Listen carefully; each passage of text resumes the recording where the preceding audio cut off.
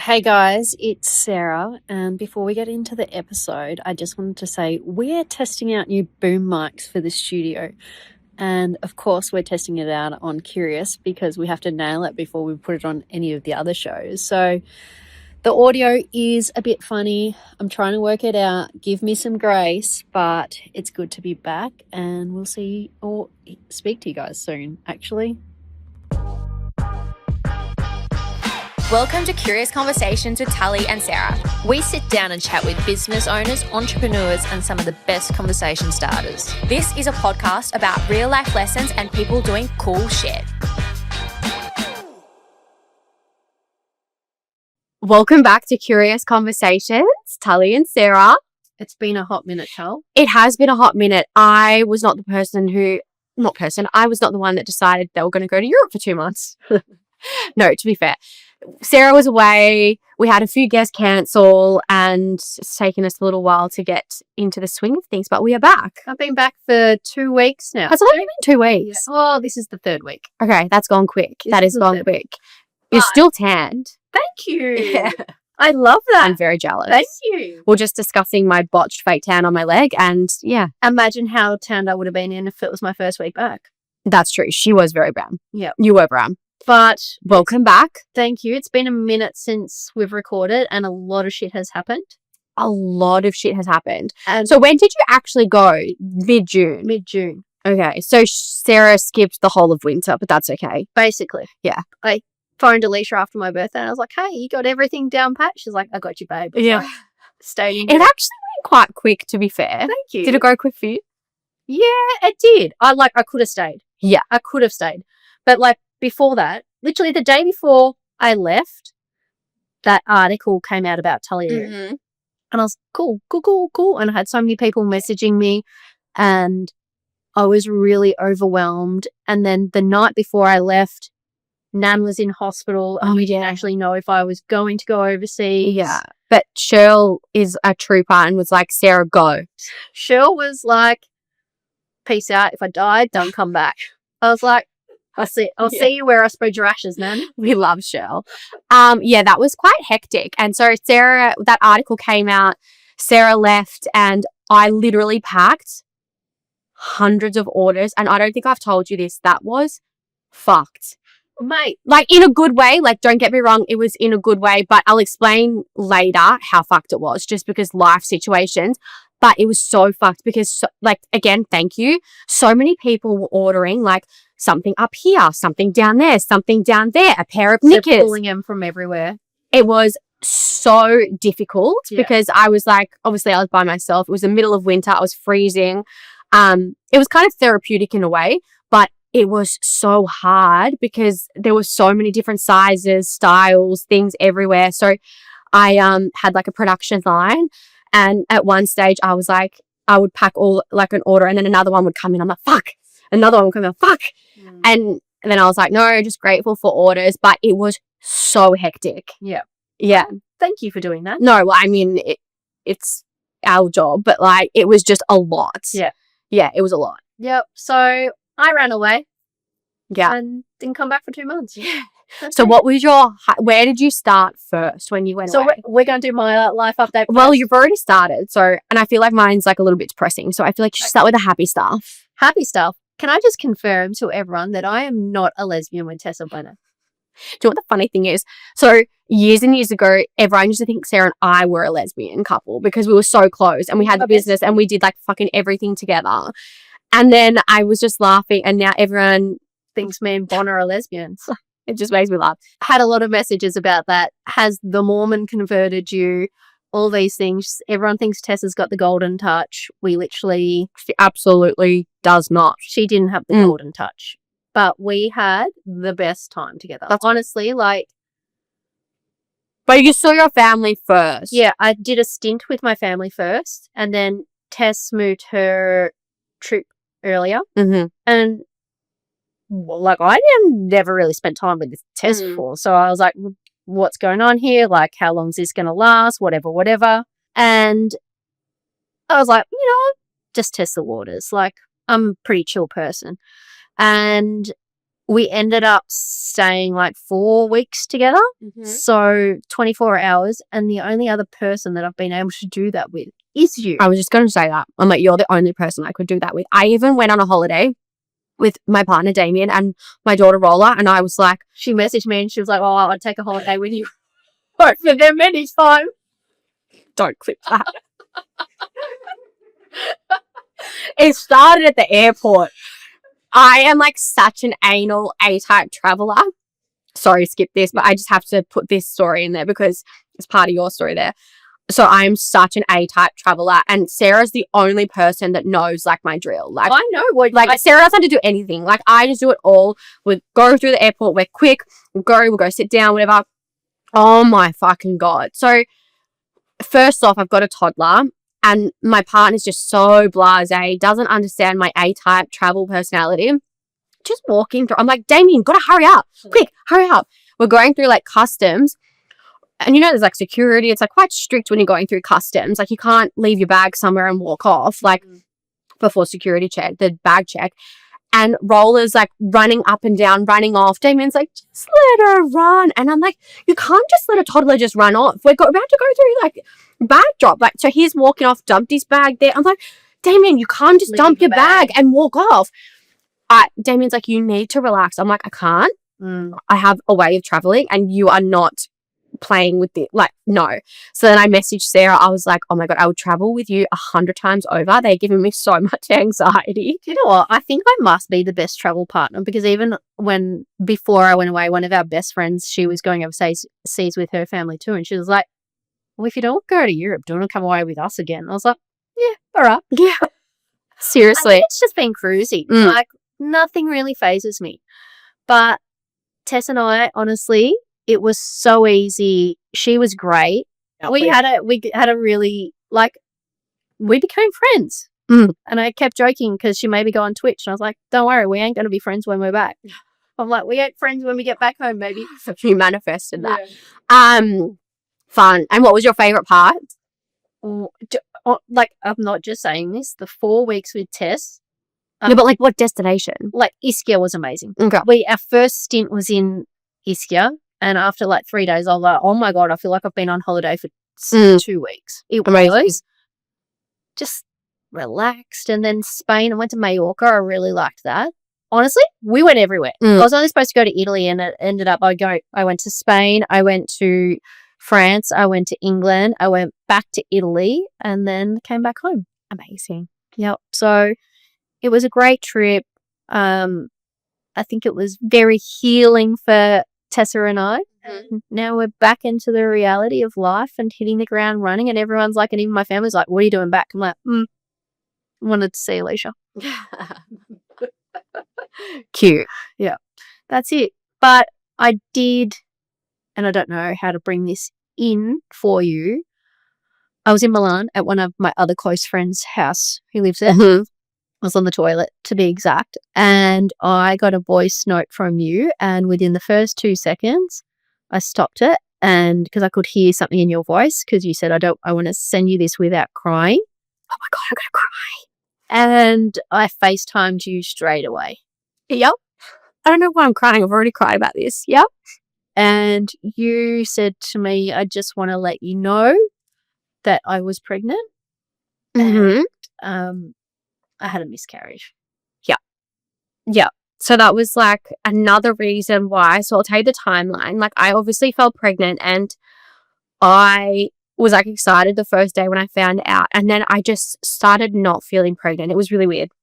So like before, like when you were here, like I obviously knew, and I said to Damien, I'm like, I'm not telling anyone because I just don't feel right. Like I just know in my body something's not right, but I'm hoping it's fine, but I just don't feel right. So the day before you left Thursday or Friday? Friday. So Thursday's the day that the Tully article came out. All the orders started coming through. Sarah left Friday. I had my first scan on the Friday in the afternoon. I think you would have been at the airport or left. And I was like, if the scan's fine, I'll tell people, but I just did not feel right. I didn't feel pregnant anymore. It was really weird. And the article, so I went on the Friday thinking that everything was going to be fine. I walked in and my doctor was like, what's up? And I was like, I don't feel right. I'm really nervous for this. Like, can we just like have a look? And as soon as I sat down, he literally did the scan, put his hand on my leg, and he's like, I'm so sorry, but I'm pretty sure you're going to miscarriage in the next couple of days. And I'm like, I fucking knew it. I just knew it. But like, I was just and Damien and Roll were in the room, and I was just kind of like, I knew it. Like, so calm, went home. And then I was like, this is so ridiculous. I haven't said this. And then I was stressing because I was like, okay, I'm going to miscarry. I've got like hundreds of orders that I need to pack. I need to go and pack them tomorrow. And Damien's like, you need to rest. Like, you just need to chill. And I'm like, no, I need to go. I need to pack these orders. Like, and he's like, you just need to chill. And then my doctor also said, he's like, I have been wrong. Let's come next week on the Wednesday and we'll scan you again and just see. Like, I have been wrong before. It's happened to twins. And he showed me on the scan, he's like, these areas here are all blood. So it's like blood trails. And then that's the little sac. And for what I was measuring, he's like, it's a lot. Like, for how many weeks I thought I was, he's like, it's not measuring at that. And I was like, oh, okay. And then showed me, he's like, look, I have been wrong. Come next week, whatever. And I was like, okay. Just like so overwhelmed. I'm like, I don't know if I'm going to have a miscarriage. I don't know if I don't know, this next week is going to be fucked. Like, I don't know what's going to happen. I literally woke up this Saturday morning and I just started bleeding.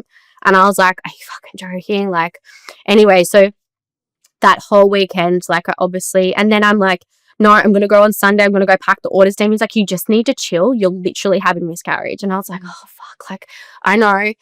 Anyway, so I chilled. I went through everything on the weekend and then it like happened. And then on the Monday, I obviously was like, okay, I need to go pack the orders. And then I saw the doctor and I passed the little thing and we sent it off. But I've never had a miscarriage before. And now since having one, I've spoken to so many people that are like, I've been there. Like, your friend Lex, like, sent me a really nice message because she had gone through a few, like, she randomly messaged me and I was like, I just need someone to talk to that's been through this. And so since having that miscarriage, I realized how common it is, but I'm just finding not many people talk about it. And there's so many roller coasters of emotions that happens when you have a miscarriage. Like, I really found it hard dealing with the, like, I was supposed to have a baby this time and this was going to be me at 12 weeks. I'm going to announce it at this time. And then you see other people with baby announcements and you're like, fuck, like, that was supposed to be me. There's a type of grief, and it's like we discussed grief when it was like the kids episode. Yeah, and it's you started preparing exactly. Yeah, like telling stories in your head. Yeah, attaching to them. So when that's taken away from you, of course you're going to grieve that. Yeah, and you just like even silly things like I was writing things in my notes of like things that I needed because I got rid of when I had roller, like just, and then I've ultimately, like, after the like next week, I kind of was like thinking about all those things and I regretted doing that so much. And then just things like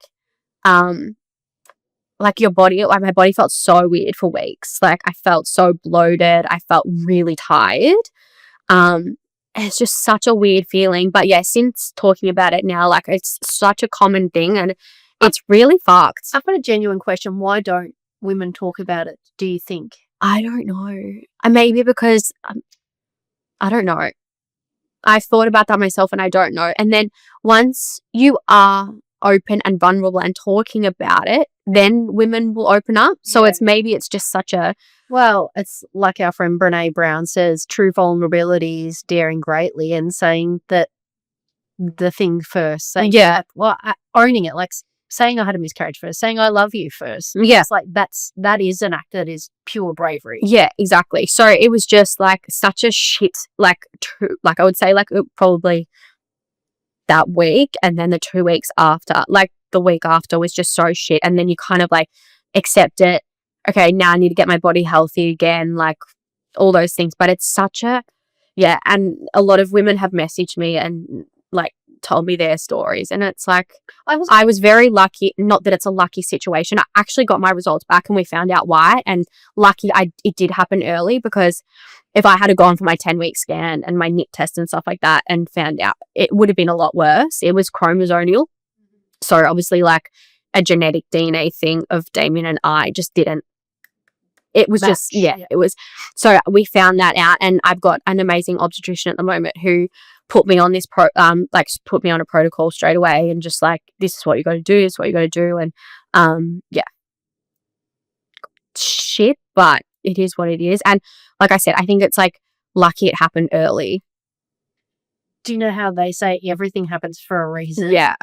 And that's one thing that I had to remind myself every time. I'm like, everything happens for a reason. It wasn't the right time. Like, maybe it was my body. Like, I don't know. Just I was going to ask, what do you think that the lesson is for you? I think for me, it's probably, and I do this a lot in life, it's just like looking too much ahead. Like, I think I need to live in the moment more. If I fall pregnant again, I'm just going to be with myself in that moment and just live day by day instead of living so far in the future, because I do that a lot with a lot of life, and then I think that's what creates a lot of my anxiety and grief. So I'm learning to kind of not think. I mean, in life you obviously have to think a little bit ahead in some things, but I think there's some situations where I'm like, okay, just chill, be more mindful, and like, not stress about things. But yeah, that was our journey. You feel good now? Yeah, I feel good. Yeah. I'm just trying to like not push my body too much, do all the things. Mm-hmm. Mentally, I feel fine. It's just when people have baby announcements, I'm like, if it's their second kid, I'm like, I spiral, but I'm getting better at it. If it's their first, I'm fine. It's so weird. It's such a strange thing. Yeah, right. Yeah.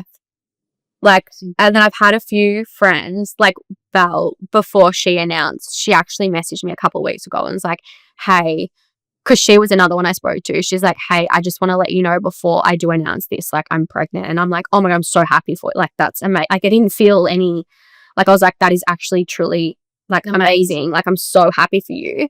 But that was kind of nice that she was like, hey, but she's also had a lot of, like, trouble getting pregnant. Yeah, so she thinks like that, whereas a lot of people probably wouldn't. Yeah.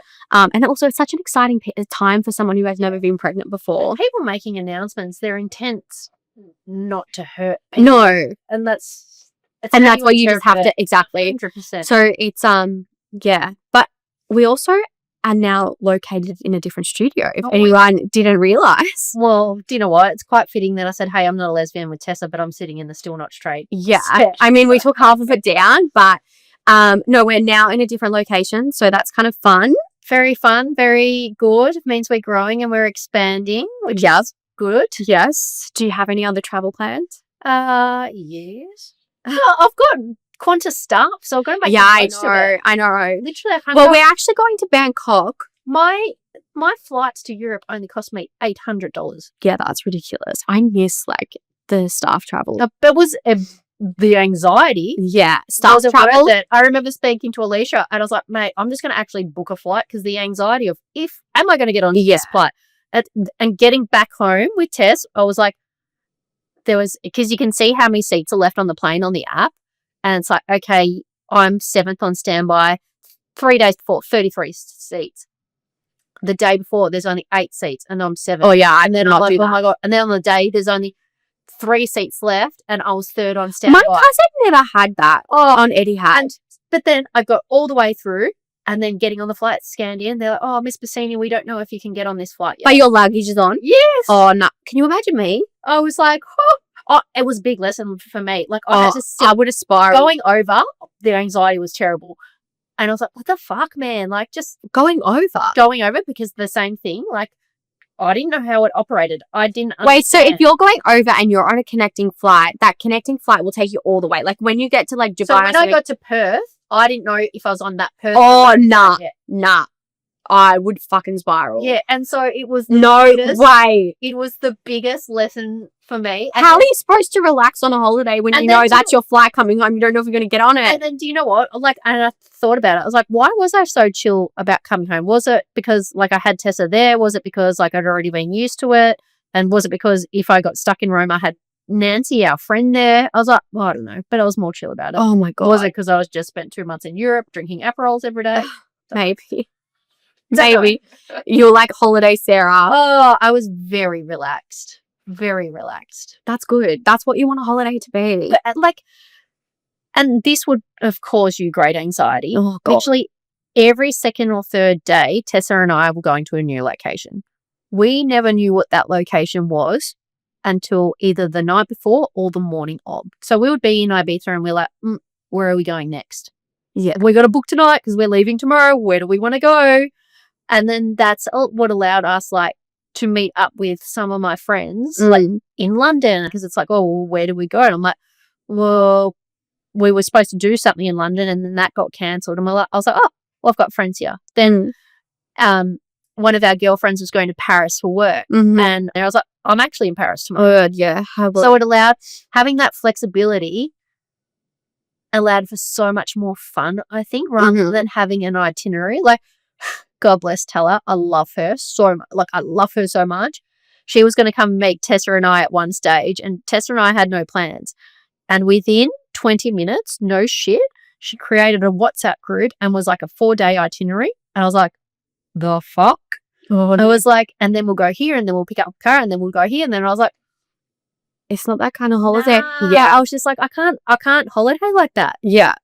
So it was great. I loved it. That's good. And you know what? I don't have the responsibilities of everyone else. So I'm like, you know what? I've got to remember that. And I remember going overseas 2 years ago when I was like, oh, who knows when I'm going to meet someone and my life will change and I have to consider other people. Who knows what's going to happen next? So yeah, you never know what's going to happen in your life. Like, is your parents' health going to be okay and things like that? So it's like, while I can, why not? Oh, absolutely. Yeah. Like, absolutely. So I lived my best life. That's good. We love that. Thank you to you and Alicia. She's not even listening. Love you, Alicia. But that's a little life update. Yeah. I want to talk about, since you've been back, we love playing this game. What did you miss the most about girlfriends? Oh, that's nice. Like, you didn't even have to finish the sentence. Oh, that's a really nice thing. I thought you were going to say like my girlfriends and my family, like the kids. Yeah. I got home, saw a couple of my nieces, had a great shower, washed my clothes. And I was like, I could go again. But then I went out with my best friends on Friday night, had a dance with them, ended back up at one of our girlfriends' houses. And I was like, this is what fills my cup up. Like, I love you so much. Yeah, I feel like I'm going out for dinner with them tomorrow night. And I feel like when I think of like highlights, like I love, like when Rosa sent that message yesterday, I was like, yes, I'm going. I also don't have roller tomorrow night. Oh. So I was like, oh, should Damien? I'm like, no, I'm going out for dinner with the girls. Like I want to, and I feel like my cup is filled up so much after I see you guys. But do you know what I've realised? And I had this conversation with a lot of people the last 2 months when I was overseas. They don't have that same friendship group. Whereas just like, you know what? Ride or die. And they know every bit about your life and deepest, darkest thoughts. And we all still love each other unconditionally. Oh my God, yes. It's like, it is the greatest blessing in my life. Yeah. Our group. That's so funny. Yes. How we're there through the thick of the thin. And I think if people don't have that, I just think they're missing on such a beautiful part of life. Yeah, I totally agree. I was watching when I was scrolling before, I can't remember what podcast it was, but they were talking about friendships, and they're like, if you have a friend that you can, and we speak about this all the time, like an unconditional friend where you can just tell them like your absolute like deepest, darkest thoughts or the scariest thing. Like I remember last year I told you something that I was like so scared to tell you, and I was like, oh my God, that felt so much better. And I felt so much better after telling you. They were like, that is what a friendship is. Like that is a real friendship. You just hold space for each other. Yeah. And they still accept who you are regardless of what you 100%. Anyway, I'm excited for dinner tomorrow night. And to be fair, I've got dinner with girlfriends tomorrow night, Saturday night. Night, I'm back out. I don't have dinner with tonight. No, I don't. But tomorrow night and Saturday night. You're invited. Oh, nah. Yeah, I know. It's eggplant parmigiana if you want to come. Oh, really? Yeah. No, I just have to drop Roller. She's staying. Belle told me to ask you. Oh, I'm glad you're asking me now. It's like in 4 hours. I forgot. No, I can't. I'm going to drop Roller at her grandma's. I just decided before that she's going to stay there for 2 nights because she's been a lot lately. That's good. Have a break. Yeah. So we're going to drop her there. Yeah. And I said after traffic, so then we can just drop her off. Yeah. But yeah, she's been a lot and I need time, space. I get it, but I don't get it. You know what I mean? Yeah. I can't say I can relate, but I can see it. Yeah. It's so weird. I'm going to talk parenting for 1 second. It's this weird thing. It's like, I don't want her to go because I miss her so much. I'm like, Damien's like, can you just make up your fucking mind? Is she going there or not? I'm like, but she's got to be at daycare all day today and we're only going to see her for an hour. And I'm just like, I'm going to miss her too much. And he's like, oh, you deal with it. I can't. So there's like this battle of like, you love them so much. You don't want them to like Go. leave. But then I really want time alone. And like, I want to go out for dinner tomorrow night and not have the stress. It's this like internal battle that you're like, and Damien's like, it's 2 nights. We have her 24/7. And I was like, oh yeah. So then I handballed her to the grandma. Good. Yeah. But it's an internal battle. Well, I have to say, it's very nice to be back on the couch. It is so nice. And if you didn't notice, we don't have mics. Yeah. And it's so weird because I'm usually knocking them. Yeah. And then I see Sarah's eyes and I'm like, I'm so sorry I knocked that. Yeah. It's kind of nice, but a little modern update.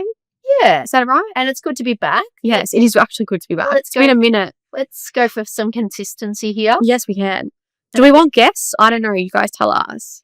Yeah, why not? And everyone always wants Alicia on, so that's why I'm like, Leishy.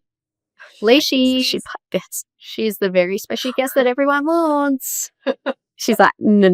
Yes. Also, we were supposed to record this on Monday, and I was like to Sarah, I can't. I sound like ass, and I still sound the same. Yeah, but now I also sound like ass because my goddaughter gave us this. So thanks, Rosie.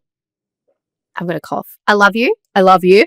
And good to be back. Good to be back. We'll see. I actually want to do a TikTok after too. Next week. Yeah.